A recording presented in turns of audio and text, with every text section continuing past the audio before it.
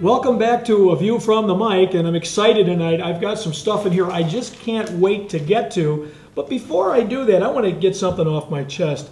I'm sick and tired of sports cliches. I can't take it anymore, and I've come up with my top 10 worst and how I feel about them. But before I do that, everyone's excited about the Bears or disappointed in the Bears, and we're not going to talk about it. That's for Chet. So let's talk about my top 10. It's a game of inches is the first one. Well, if that's true, why are football fields measured in yards and plays measured in yards? Why are baseball and basketball descriptions in feet? Have you ever heard announcers say, pool holes just launched one 5,100 inches? Have you ever heard Jordan knocking down a 420-inch shot? Or how about Hester running it back all the way for 900 inches? Never heard any of that. Also, that took a bad bounce. According to whose viewpoint? The 1960 World Series ball bounced and hit the throat of the Yankees' Tony Kubek. Well, was that a bad bounce? I don't think the Pittsburgh Pirates thought it was. How about he's an energy guy? What does that really mean? It means the guy stinks. He throws himself around the court.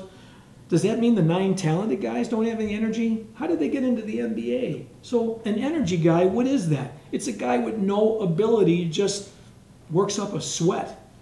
And then how about inning eaters in baseball or never missed a start? That one really annoys me because what is that guy doing? Let's say it's Barry Zito. He'll give you 7 innings, but giving up 8 runs in the process. What good is that? You're better off with an injured pitcher than a crappy one.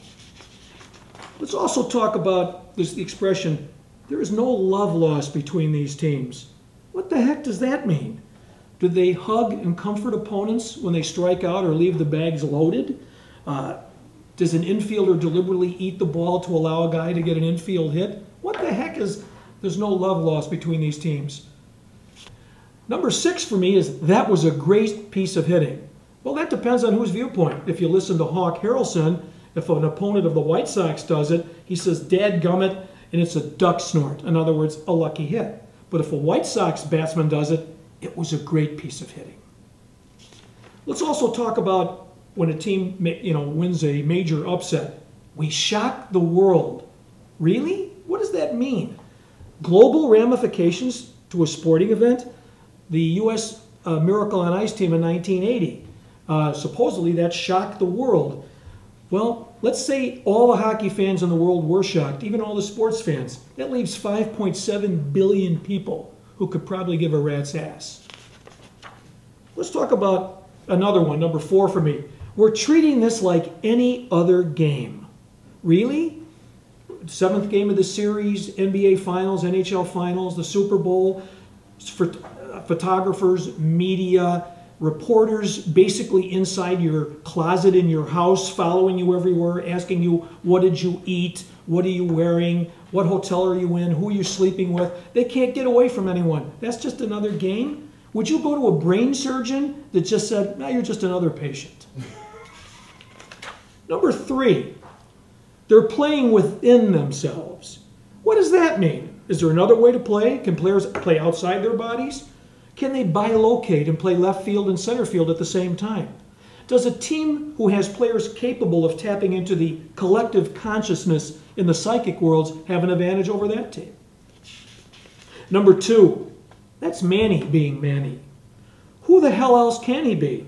Wouldn't he in fact be better off being almost anyone else than himself, the jerk who beats his wife? Did his attorney tell the judge it was just Manny being Manny? Maybe the reason for the O.J. Simpson outrageous decision was, look, the jury just said it was O.J. being O.J. Or maybe recently, Casey Anthony just being Casey Anthony. And finally, my number 1, the devout athlete saying, I have to thank Almighty God for that game-winning hit, basket, catch, save, or homer. Does that mean the equally devout player in the losing locker room was abandoned by God, forsaken by God, or denied victory by God? Do you really think that God, with all the gargantuan problems in the world, is really worried about a first and third situation? This is A View from the Mic.